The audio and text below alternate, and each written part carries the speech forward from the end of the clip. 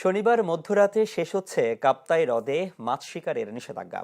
মধ্যরাতের পর থেকে ৩ মাস পর হ্রদে মাছ ধরতে পারবেন জেলেরা। ফলে জেলে পাড়াতে বেড়েছে কর্মচাঞ্চল্য। জাল ও নৌকা মেরামতের পাশাপাশি মৎস্য শিকারে সব ধরনের প্রস্তুতি সেরে নিচ্ছেন তারা। প্রস্তুত জেলার বড় মৎস্য অবতরণ কেন্দ্র বিএফডিসির ঘাট। নিষেধাজ্ঞা শেষে কাপ্তাই হ্রদে আবারও শুরু হবে মৎস্য আহরণ। তাই জেলেরা হ্রদে নামতে নিচ্ছেন সব ধরনের প্রস্তুতি, সেরে নিচ্ছেন পুরনো জাল ও নৌকা মেরামতের কাজ।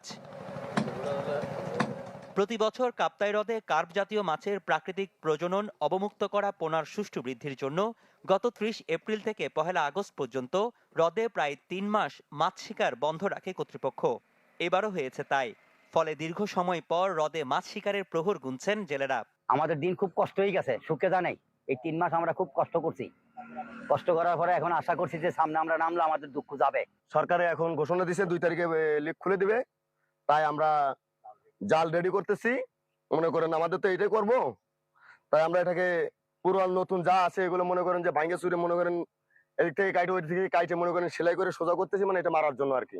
৩ মাস খুব গেছে।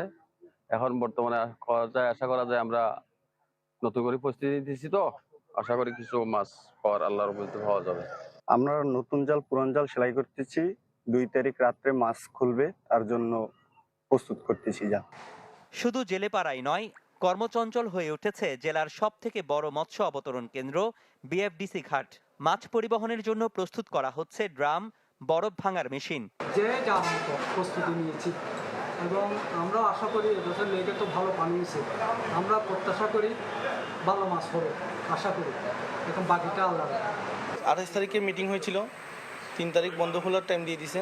আমরা প্রপারলি প্রস্তুতি নিতে পারি নাই, তবুও যতটুকু পারতেছি চেষ্টা করতেছি। বিডিসির পক্ষ থেকে কিন্তু আমরা সুবিধা পাই, ঠিকভাবে মাছটা সংগ্রহ করতে পারি, বাজারজাত করতে পারি, এটা আমাদের কামনা আর কি। আহরণ শুরু হলে এবছরও ভালো পরিমাণে মৎস্য অবতরণের প্রত্যাশা করছেন বিএফডিসির এই কর্মকর্তা।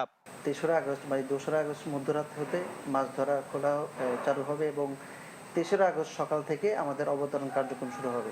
এই বন্ধকালীন সময়ে আমাদের উপকেন্দ্র সমূহগুলোকে অবকাঠামোগুলোগত উন্নয়নের জন্য যে সমস্ত কার্যক্রম করা দরকার আমরা সেই সমস্ত কার্যক্রম গ্রহণ করেছি, যাতে করে লেক ওপেনিং সাথে সাথে আমরা যাতে ফুল সুইংয়ে আমরা কাজ করতে পারি।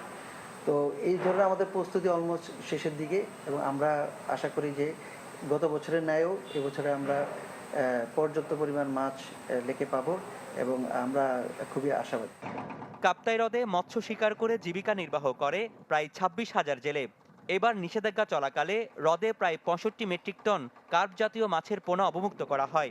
গত বছর হ্রদ থেকে আহরণ করা হয় ৮,৯০০ মেট্রিক টন মাছ। Desk report, channel 24।